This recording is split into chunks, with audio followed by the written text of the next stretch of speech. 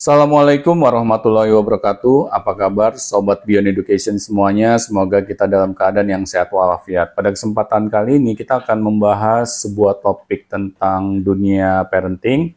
Dan semoga dari apa yang menjadi pembahasan kita ini, teman-teman terutama para orang tua mendapatkan tambahan wawasan dalam berpikir.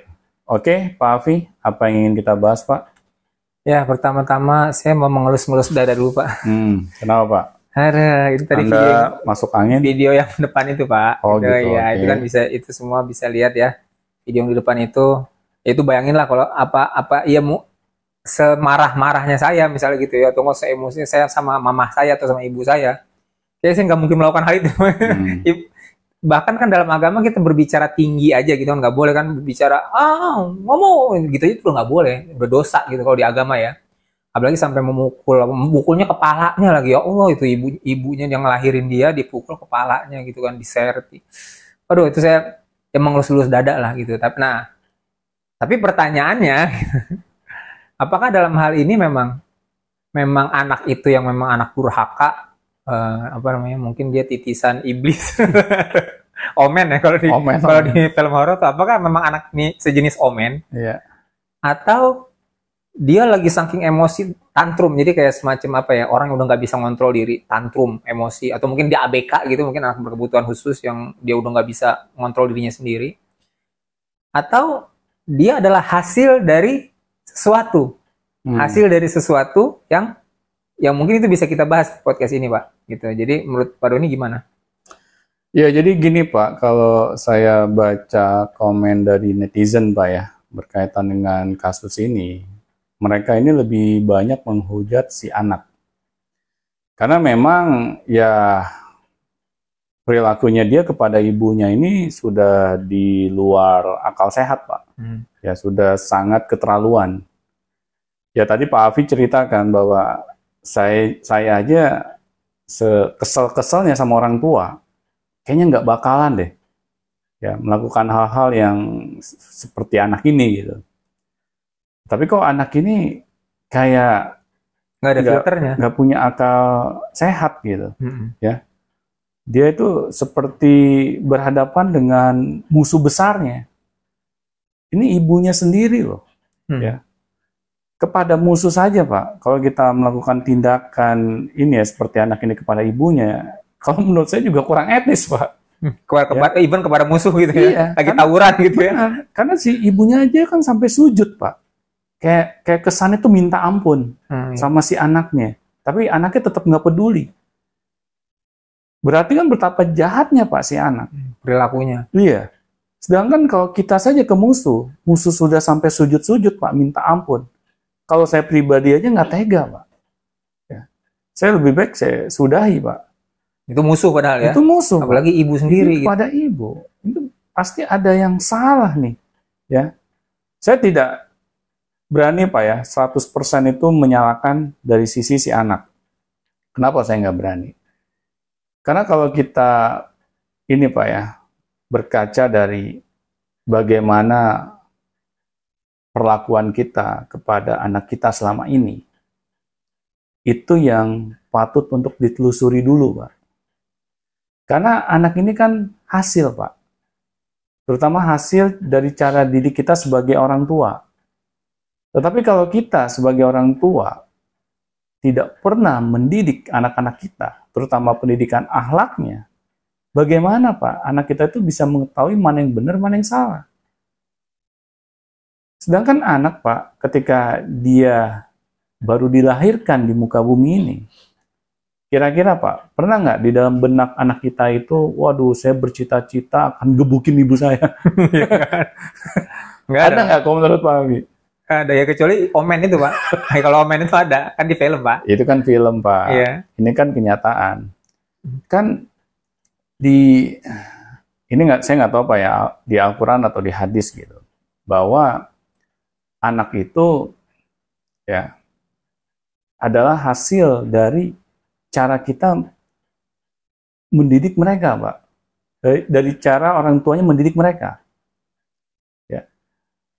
Kalau kita ini Pak ya, berpatokan kepada ilmu agama Pak, kayaknya nggak mungkin banget gitu Pak. Kalau sampai anak, kalau kita memang benar cara mendidik mereka, anak kita itu akan menyia-nyiakan orang tuanya Pak. Kayaknya sulit terjadi. Kecuali anaknya Nabi Nuh. Nah, tetapi kan Allah tuh sebenarnya Pak, kayak kita dipertontonkan Pak ya, dengan sebuah ini ya, narasi tentang anaknya Nabi Nuh. Meskipun dia adalah anak seorang nabi, tetapi masih juga Pak kurang ajar kepada orang tuanya. Yang nggak mau beriman lah gitu. Yang ya dia nggak mau beriman, jadi dia nggak mau patuh kepada orang tuanya.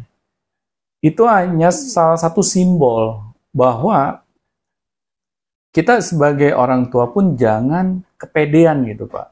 Bahwa anak kita ini bisa menjadi anak yang soleh akibat 100% campur tangan orang tuanya.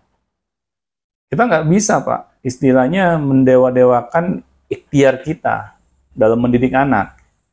Nah, apalagi Pak, yang kita tidak pernah sama sekali mendidik anak Pak. Coba deh, kalau kita menggunakan akal sehat kita Pak ya. Seorang Nabi Nuh saja Pak, yang sudah mati-matian dalam mendidik anaknya masih kayak begitu Pak. Apalagi yang nggak pernah mendidik sama sekali. Menurut Pak Afif bagaimana Pak?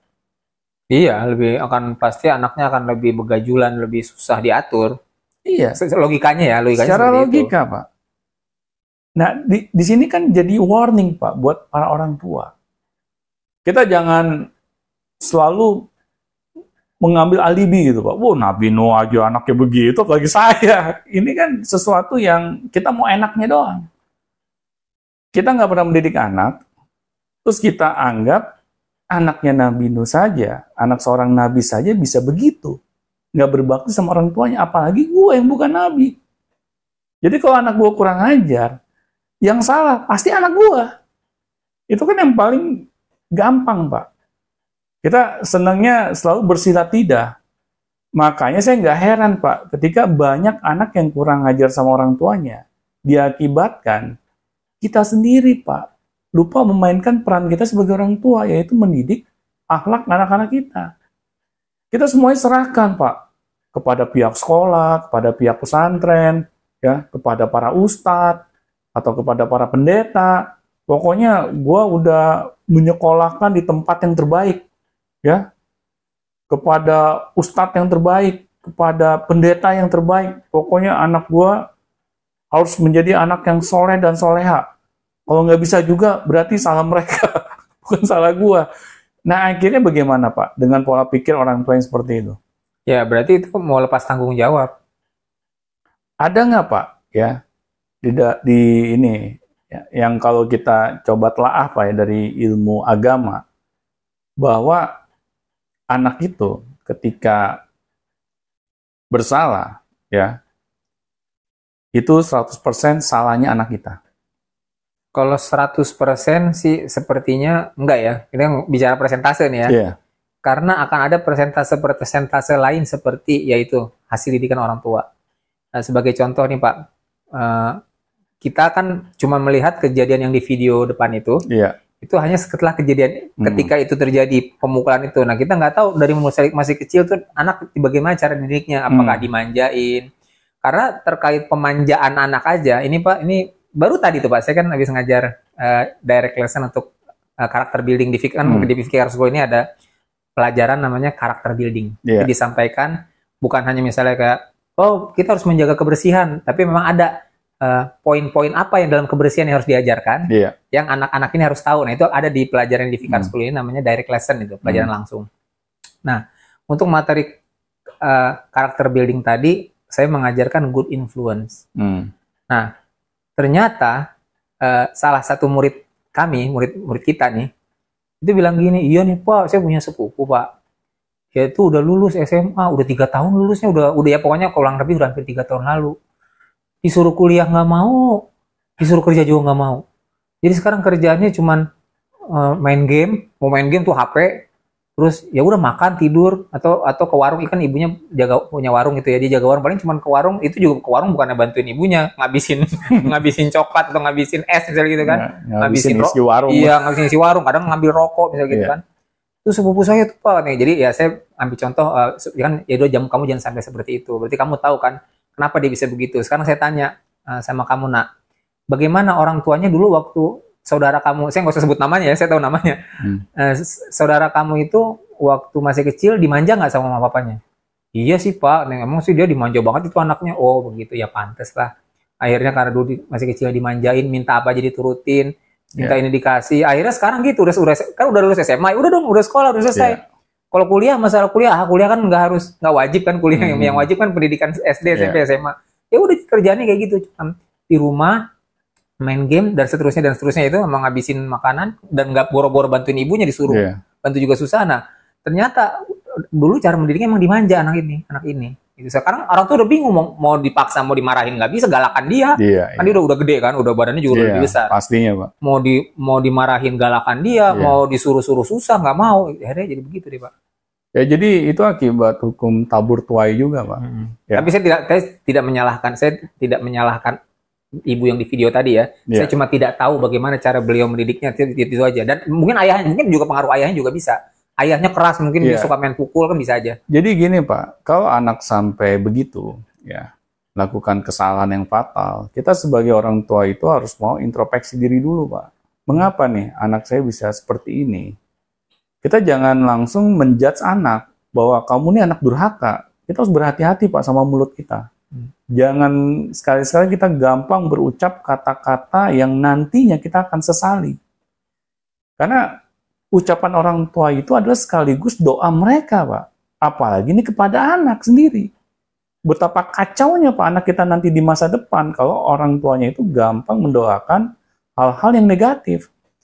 Nah, jadi di sini Pak, saya sih juga tidak mau menyalahkan orang tuanya 100% Pak, ya. Karena yang kita ketahui bersama lah, bagaimana sih keadaan di negeri kita, Pak? Bagaimana tingkat pendidikan rata-rata masyarakat di negeri ini, Pak? Sekarang aja kalau menurut survei, Pak, kayaknya lebih banyak lulusan SD kali, Pak, dibandingin lulusan misalnya sarjana perguruan tinggi. Jauh, Pak. Ya. Jauh kan? Iya. Nah, berarti kan kita sudah bisa melihat, Pak, kesenjangan itu sangat, gapnya tuh luar biasa lebarnya. Nah, jadi kalau misalnya ada orang tua yang dia tidak memiliki keilmuan dalam parenting, itu ada hal yang normal, Pak. Disinilah seharusnya peran pemerintah, Pak, untuk bagaimana caranya bisa mensejahterakan rakyatnya.